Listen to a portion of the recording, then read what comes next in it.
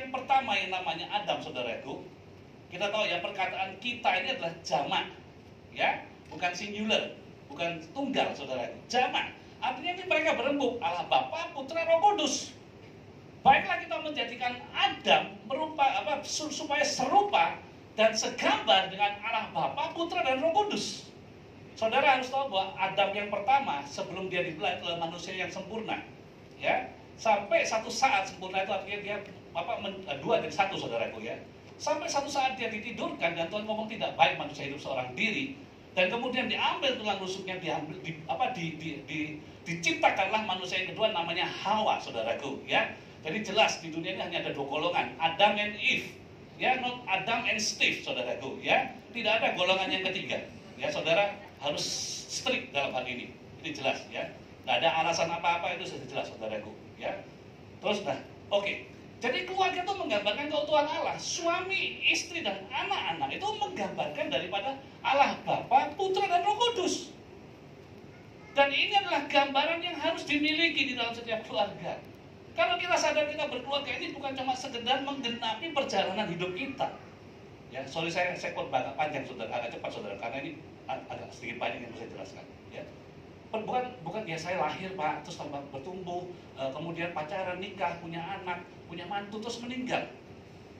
Bukan itu, saudara. Saudara, ketika kita hidup di dalam sebuah family, sesungguhnya kita ini menggambarkan keutuhan Tuhan. Ya, Yahweh itu Allah yang ungkap, Allah Bapa, Putra, dan Roh Kudus. Di dalam keluarga ada bapak, ada ibu, ada anak. Di dalam kehidupan Yahweh ada Allah Bapa, Allah Putra, Allah Roh Kudus. Oh, kalau gitu Allah Roh Kudus sebagai ibu, bukan. Allah Roh Kudus berfungsi sebagai ibu, saudaraku, ya. Nah, saya tidak mau panjang lebar di sini, kalau mau jelasin panjang, saudaraku, ya. Tetapi kita harus tahu bahwa keluarga, kenapa keluarga kita muliakan Tuhan? Karena keluarga kita mencerminkan keutuhan Allah. Yang kedua, keluarga adalah tempat, saudaraku, melahirkan keturunan dan meninggalkan warisan, saudaraku, ya. Makanya di dalam Kejadian 1:28 mengatakan Allah memberkati mereka, lalu berfirman, beranak cucu, bertambah banyak, ya, penuhilah bumi dan taklukkanlah, berkuasalah, dan seterusnya, saudaraku. Makanya jangan pernah beranak cucu tanpa diberkati, saudaraku, ya. Oleh karena itu kita harus masuk di dalam sebuah pernikahan yang kudus, baru beranak cucu.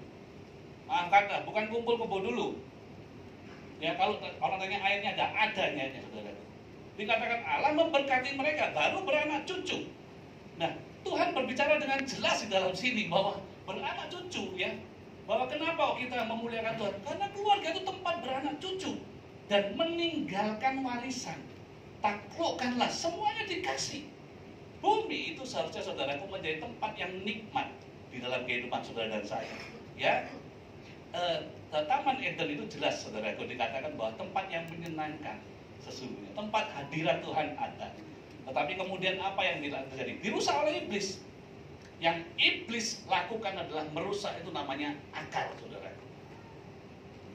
Akarnya di mana? Di dalam family. Karena iblis tahu ketika keluarga itu dirusak melalui orang tuanya biasanya. Bapaknya terutama, saudaraku, ya. Ibunya. Dampaknya apa? Keturunannya, anaknya, cucunya, cicitnya bermasalah. Firman Tuhan mencatat dengan jelas di dalam Ulangan, saudara, bahwa kutuk itu turun sampai keturunan keberapa? Keturunan ketiga, keturunan keempat, loh. Bapak Ibu yang dikasihi Tuhan, dicintai Tuhan, jangan pernah berpikir gini, kalau saya do something wrong, saya lakukan sesuatu yang salah, ya sudah toh saya yang nanggung. Enggak, saudara perlu tahu nih, kalau saudara berpikir seperti itu, saudara sedang ditipu oleh iblis. Iblis itu bekerja, saudara, membohongi kita dengan doktrin-doktrin yang anti kebenaran, ya. Jadi kalau kita bikin salah, dosa kena kutuk. Kutuknya itu turun ke anakmu, turun ke cucumu, turun ke cicitmu. Seharusnya kita meninggalkan warisan yang baik dalam hidup kita, saudara. Amin. Ya, oke, saya 2 poin ini, ya. Sekarang pertanyaannya bagaimana, Pak? Kalau saya mau memuliakan Tuhan, ya. Nah, yang pertama, saudaraku, kita harus menjadi satu visi dengan Kristus. Katakan satu visi, ya, satu visi. 1 Korintus 11 ayat 3 bicara dengan jelas. Tetapi aku mau supaya kamu mengetahui hal ini, yaitu kepala daripada tiap laki-laki ialah Kristus. Halo bapak-bapak, ya. Kepala dari perempuan ialah laki-laki. Halo ibu-ibu. Dan kepala dari Kristus ialah Allah Bapa, saudaraku. Ya, nah ini perhatikan saudaraku. Ini adalah sebuah tatanan. Ada 3 poin yang saya bagikan kepada Bapak Ibu pagi hari ini. Yang pertama adalah firman Tuhan adalah dasar kebenaran di dalam membangun family. Saudara dan saya tidak pernah didesain atau mendapatkan pelajaran how to be a parents. Ada di sini sekolah, silakan Pak masuk sekolah bagaimana menjadi ayah. Fakultas ekonomi, fakultas keluarga, jurusan jadi ayah, jurusan jadi ibu. Tidak ada, saudara. Tidak ada. Saudara dan saya secara naturally ya akan melihat kehidupan masa lalumu bersama dengan orang tuamu yang terdahulu itu menjadi sebuah kebenaran di dalam hidupmu. Mau tidak mau itu yang terjadi, saudaraku. Dan ketika saudara menikah, saudara masuk di dalam pernikahan dengan pasanganmu, saudara bawa itu masa lalumu saudara ke dalam keluargamu, dan pasanganmu membawa masa lalunya. Yang terjadi apa? Keluarga yang indah. Halo, Nehi, tak ada. Kenapa? Semua punya ego, semua punya masa lalu. Enggak, seharusnya seperti ini yang benar, seperti itu yang benar, saudaraku. Nah, sesungguhnya keluarga kita punya patokan di dalam hidup kita. Apa itu? Firman Tuhan. Firman Bible itu menulis dengan jelas, saudaraku, ya, bagaimana kehidupan berkeluarga. Sangat jelas, saudara.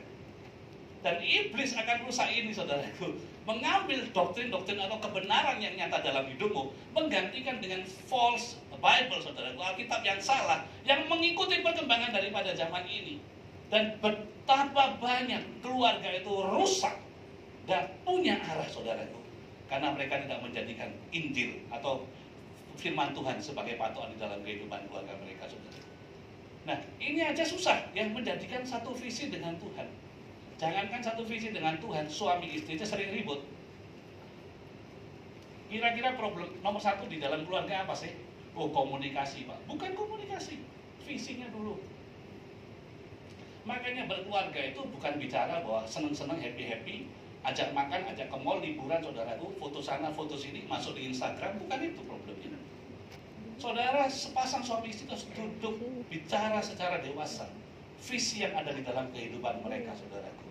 Ya, nah ini harus jelas. Nah, setiap keluarga itu punya kemauannya sendiri, punya visi sendiri. Tetapi saudara harus tahu bahwa visi di dalam keluarga kita harus takluk kepada hukum atau visinya Tuhan. Saya ulangi, saudaraku, ya. Visi di dalam keluarga kita ini harus takluk di dalam keluarganya Tuhan. Kita sepakat menjadikan Tuhan Yesus sebagai Tuhan dan Raja. Amin? Halo? Benar? Kalau Tuhan Yesus sebagai Tuhan, dia juru selamat, dia penyembuh, dan seterusnya. Tapi sebagai Raja, saudaraku, Lord, itu punya kuasa penuh atas hidup kita. Ego kita, waktu kita, keuangan kita, tenaga kita, apakah diarahkan kepada kemauan visinya Tuhan? Nah, kita mesti uji sendiri di dalam kehidupan kita. Apakah kita benar-benar hidup di dalam, dan kemudian apa? Tatanan di dalam keluarga. Ini jangan jelas, saudaraku, ya. Tatanan dalam keluarga itu jelas. Kristus tadi dikatakan sebagai apa? Kepala daripada laki-laki. Suami atau pria kepala daripada perempuan. Ya. Kemudian turun kepada anak-anaknya. Ini jelas, jangan dibolak-balik, Pak. Jangan dibolak-balik. Saya sudah 20 tahun lebih melayani anak-anak muda, saudaraku. Dan setiap kali maafkatan, ya, saya ketemu anak-anak muda yang pria. Ketika maafkatan, saya lihat melempem, saudara. Pertanyaan saya nomor 1 selalu gini. Di rumahmu siapa yang dominan? 70-80% selalu jawab, mama. Halo? Kalau suaminya panglima, istrinya pang 6, pang 7, pang 8, saudara itu, ya. Mama apa? Ini kan secara teoritis, Pak. Prakteknya kan beda di rumah. Hati-hati, saudara itu. Ketika tatanan ini dirubah, saudara sedang mengubah, saudara sedang merusakkan. Tapi Pak, suami saya tuh orangnya ya sering ragu-ragu, diem. Itu support, didorong, bukan diambil alih, bukan dikudeta, saudara. Ya? Saudara perlu tahu, pengkudetaan paling banyak itu bukan terjadi di negara-negara Afrika, bukan. Di keluarga-keluarga. Di keluarga Kristen nggak ada, saudaraku. Ya, nggak ada yang ngaku sendiri. Tuhan nanti, saudaraku. Ya, nah, saudara, saya cepat aja ya. Nah, firman Tuhan katakan, bisa nggak di dalam Amos 3:3, bisa nggak dua orang berjalan bareng kalau belum sepakat? Jalan aja suami istri, jangan ngomong mau makan di mana. Kita mau makan di mana? Jawaban yang paling sering apa? Terserah. Saudara perlu tahu loh, perkataan terserah itu biar keributan. Begitu terserah ya, wis makan di sini, makan rawon ya. Kok makan rawon? Katanya terserah. Ini cuma masalah makan, saudaraku. Bayangkan kalau nggak setuju ya. Nah, saya bikin sebuah rumus, ini rumus saya pribadi ya. Di saudara cari di buku nggak ada ya. Kalau suami istri tidak sepakat, saudaraku ya, gambarnya nomor 1, suami dan istri tidak sepakat dan tidak berfungsi. Rumahnya kecil, kayak apa? Gentengnya, saudaraku ya, atapnya. Itu fondasinya juga kecil. Rumahnya tidak bisa gede. Ini saudara bersin aja, iblis bersin jatuh saudara rumah itu. Yang nomor 2 itu suami istri tidak sepakat penuh, suaminya berfungsi, istri tidak berfungsi. Gentengnya tambah gede, tapi pilarnya kecil. Gampang roboh nggak? Gampang roboh. Yang ketiga ini suami istri tidak sepakat penuh, suaminya tidak berfungsi, istrinya berfungsi. Pilarnya gede, saudara, tapi otaknya kecil. Lucu ya dia. Ini oversize. Ya, harusnya bangunnya cukup pakai besi 8, ini besi 16 atau pakai beton yang gede, saudara. Gak bisa gede, tapi seharusnya kita mencerminkan seperti ini. Suami istri dan sepakat berfungsi, tapi tambah besar, fondasinya besar, sama gurunya, jadi berkat buat banyak orang. Ya, jadi kalau kita mau ngalamin satu visi, memuliakan Tuhan, harus satu visi dengan Tuhan. Termasuk suami istri, ya, saya pesan ini. Nggak ada suami istri itu bikin visi sendiri-sendiri. Nggak ada. Saya ketika nikah, kami duduk berdua sama istri, ya. Nanti kalau punya anak, kamu berhenti kerja. Udah gampang nih orang berhenti kerja, saudara. Banyak suami kamu berhenti kerja. Terus gua gimana? Ya nantilah. Itu percayalah, Tuhan itu jirfajiri. Istrinya nuntut ini, nuntut itu, nggak ada, saudara. Lama-lama kesel kerja juga istrinya. Anaknya berantakan. Kenapa nggak sepakat? Saudara, ketika saya di rumah kami, ketika kami sepakat, saya belajar untuk mencukupi kebutuhan istri saya. Ya, tentunya istri saya hidup sederhana, ngawur, saudara itu ya. Tapi saya tanggung jawab, belajar. Nah, kalau hal itu aja nggak sepakat, gimana mau menemukan arah yang benar dalam kehidupannya, saudara? Yang kedua, hidup di dalam budaya kerajaan. Kalau kita mau memuliakan Tuhan, ayo hidup di dalam budaya kerajaan. Kamu akan, Yeskiel 36:26, kamu akan kuberikan hati yang baru dan roh yang baru di dalam batinmu, dan aku akan menjauhkan dari tubuhmu hati yang keras dan kuberikan kepadamu hati yang taat, saudara. Kalau kita mau menjadi pribadi, keluarga yang diberkati Tuhan atau memuliakan Tuhan, saudara, kita harus hidup di dalam budaya kerajaan Allah, bukan hidup di dalam budaya kita. Ya, kita bersyukur di dalam gereja kita punya quality, punya value yang jelas, light and salt, saudara. Love, integrity, grace, humility, truth, itu jelas hidup di dalam kasih. Kasih itu harus menjadi dasar di dalam kehidupan keluarga. Salt, spiritual, authority, leadership, truth. Spiritual itu not agamawi, not religion, saudara. Kalau kita tiap minggu ke ibadah di gereja, saudara, dan kita coba menganggap itu rutinitas, itu religion, agamawi. Kita berdoa, kita mengangkat tangan, memuji, lompat-lompat. Kalau tidak disertai ucapan syukur, itu agamawi. Kalau kita nabur, saudaraku, ya sudahlah, untuk nabur berapa, ya segitulah sudah. Saudara tidak punya ucapan syukur, saudara tidak punya hati yang berterima kasih sama Tuhan, itu agamawi, saudaraku. Tetapi spiritual itulah hidup yang terhubung dengan Sang Pencipta. Apapun yang kau lakukan di dalam pekerjaanmu, di dalam keluargamu, di dalam kehidupanmu sosial, dimanapun kau ada, ketika kau terhubung sebagai perwakilan daripada kerajaan Allah, maka engkau akan mencerminkan kemuliaan Kristus, bukan dirimu sendiri. Dan itulah spiritual, saudara. Nah, ini sangat jelas didasari dengan love, kasih. Banyak keluarga itu, saudaraku, ketika menikah, percaya, kenapa kamu menikah dengan dia? Oh, dia akan buat saya bahagia. Gak ada kan orang nikah, kenapa kamu mau nikah dengan dia? Supaya saya menderita. Gak ada. Pasti semuanya mau bahagia kan? Tapi ujung-ujungnya yang terjadi adalah surga apa? Keluarga itu bisa menjadi surga atau neraka di dalam kehidupan kita, ya kan? Ada yang bicara kalau mau tahu surga atau neraka nggak usah nunggu mati, masuklah dalam keluarga, menikahlah kata itu. Karena itu bisa jadi surga, bisa jadi neraka. Bagaimana kita menciptakannya, saudara itu? Ya, banyak orang memulai dengan kasih, tetapi di dalam Galatia mencatat dengan jelas tentang buah roh. Seharusnya kasih, sukacita, dan bisa dan seterusnya. Diakhiri dengan penguasaan diri. Kasih tanpa penguasaan diri bohong, saudara. Aku mencintaimu, kalau marah pecah semua rumah. Kasih dan penguasaan diri itu buah roh itu satu, saudara, bukan milik. Ya, saya memang Pak ini yang itu, tapi saya tidak sabar. Tapi saya tidak punya penguasaan diri. Bohong itu tidak bertumbuh. Kalau marah saudaraku ya, jangankan anaknya, anjingnya takut juga. Ini harus jadi dasar bahwa ketika kita hidup, kita ini adalah punya karakter atau culture yang baru. Ya, keserupaan itu menghasilkan kuasa. Mau hidupmu berubah, belajar menjadi serupa Kristus, maka hidupmu masih ngalamin perubahan. Tanpa kita menghasilkan tanpa kita menjadi serupa dengan Kristus, hidup kita tidak akan pernah berubah, saudara. Yang ketiga, yang terakhir, waktu saya tinggal 4 menit. Menghasilkan buah melalui seluruh anggota keluarga. Dahulu aku muda, sekarang telah jadi tua, tetapi tidak pernah kulihat orang benar ditinggalkan atau anak cucunya meminta-minta roti. Tiap hari ia menaruh belas kasihan dan memberi pinjaman, dan anak cucunya menjadi berkat. Yang percaya katakan amin. Beneran saudaraku, ini jadi Tuhan loh. Ya, dan dengan jelas ini bicara apa? Family leadership. Tadi Pak Arifin jelas katakan bagaimana Yusuf dan Maria melahirkan anak-anak yang cinta Tuhan dan melayani Tuhan. Saudaraku yang dikasihi Tuhan, jangan bangga kalau saudara cuma dibaptis. Orang tua itu punya tanggung jawab mendidik anaknya dengan teladan dan takut akan Tuhan dan hidup di dalam perjanjian, saudaraku. Ya, dunia ini semakin lama makin banyak godaan.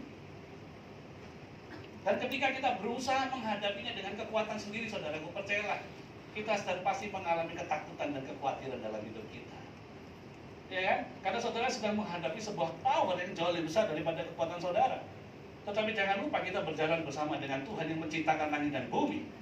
Saudaraku, ya. Bagaimana manusia menjadi kudus? Tidak bisa. Manusia dikuduskan oleh Tuhan. Tetapi kemudian manusia belajar hidup kudus. Kudus itu artinya apa? Separate for God, saudara. Disisihkan atau dipinggirkan, disiapkan khusus buat Tuhan. Saudaraku. Saudara kalau di rumah, ya, di rumah punya perabot rumah tangga, piring, sendok, gelas, saudara. Saya yakin saudara pasti siapkan itu orang di dalam atau orang di luar. Nah mungkin saudaraku tamu itu ya datang tidur di rumah di main bedroom saudara. Silakan Pak tidur di ruang tidur saya, nggak ada saudara. Kalau tidur di ruang tamu, ya betul. Makan pun piring saudara pilih sendiri. Ada tamu kasih yang terbaik tapi beda. Sama, dikuduskan itu dikhususkan bagi Tuhan saudara. Dikhususkan bagi Tuhan. Tugas mendidik anak-anak itu siapa? Orang tua. Bukan gurunya, guru sekolah minggunya, saudara itu bukan. Makanya saudaraku tadi saya katakan keluarga itu mencerminkan keutuhan Tuhan. Suami harus berfungsi sebagai imam, nabi, raja. Istri harus berfungsi sebagai sokong guru daripada rumah, mendukung suaminya menjadi imam, nabi, raja, menjadi pendoa, menjadi pelayan buat suami dan anak-anaknya, saudaraku.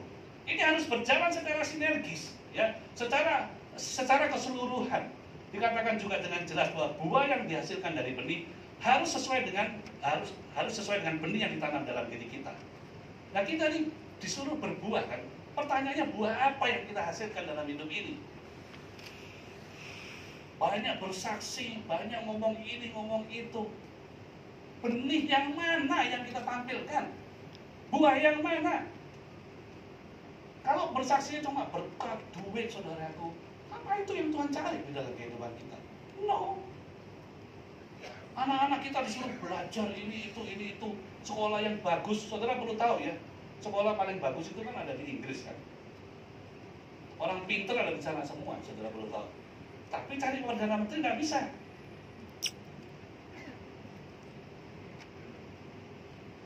Artinya gini saudara, kalau kita didik anak kita pinter top saudara. Adik kamu sukses, cari uang, hebat jadi orang kaya. Ini kan lagi ngetren robot trading kan. Saudara tahu saudara sedang menciptakan robot trading itu di rumah. Supaya anak-anakmu jadi robot trading. Kita lupa. Arah itu adalah keserupaan dengan Kristus saudara. Ya itu ada sekolah Tunas Daud ya. Motonya luar biasa, anak-anak saya tiga-tiganya sekolah di sana dan satu sudah lulus saudara itu. Dan saya berani garansi sekolah itu mendidik dengan secara Bible, biblical saudara. Ya, harus cari yang benar gitu loh. Saya kadang-kadang sedih saudara itu ya, melihat anak-anak kita begitu mudah terpapar, begitu mudah berubah. Kenapa sih Pak? Simpel, karena tidak punya fondasi yang kuat di dalam dirinya. Bagaimana fondasi dibagikan? Kalau anak-anak ditertibkan, fondasi itu harus ditanam dari keluarga. Dari keluarga saudara. Bayangin kalau suami istri sepakat kuat menghasilkan firman Tuhan. Anak-anaknya jadi seperti apa? Sama takut akan Tuhan. Ketika anak-anaknya menghadapi godaan, yang dia pilih siapa? Kebenaran firman atau ikut dunia? Dia akan tahu saudara, ikut firman Tuhan memang tidak enak secara kedagingan. Tetapi dia tahu adalah pilihan yang terbaik untuk membangkitkan rohnya dan menjadi manusia yang benar di hadapan Tuhan. Daud ngadapin godaan dari zamannya. Yusuf ngadapin godaan saudara itu. Jangan saudara mikir zaman pornografi begitu luar biasa. Zaman Yusuf sudah ada. Yang diganggu oleh Tante Potifar saudara. Zaman Daud sudah ada. Ya. Dan kalau Alkitab mau jabarkan banyak sekali saudara. Tetapi mari ajarkan anak-anak kita apa? Roh takut akan Tuhan. Kemudian yang kedua apa? Roh yang bisa membedakan. Discernment spirit untuk memilih apa? Yang benar. Hati-hati loh ya, sekarang ini banyak selubung. Anak-anak kita, ayo ikut Halloween. Saudara tahu ya, Halloween itu saudara belajar apa? Belajar berteman dengan setan. Saya pengen mengizinkan. Saya ini waktu kecil nakal saudara, saya main jalangkung saudara ya. Pulang saya ketakutan beneran. Itu ada transfer spirit ya, jangan biarkan anak-anak menonton susulnya saudara yang lain. Itu tugasnya orang tua yang jaga. Pak mau nonton, tanya nonton apa, di mana, sama siapa. Kalau saudara nggak tahu anakmu bergaul dengan siapa, jangan mimpi anakmu, saudara bisa kendalikan anakmu. Ayo didik anak-anakmu di dalam takut akan Tuhan, ya, supaya apa? Mereka mencerminkan kerajaan Allah. Mari kita berdoa. Haleluya.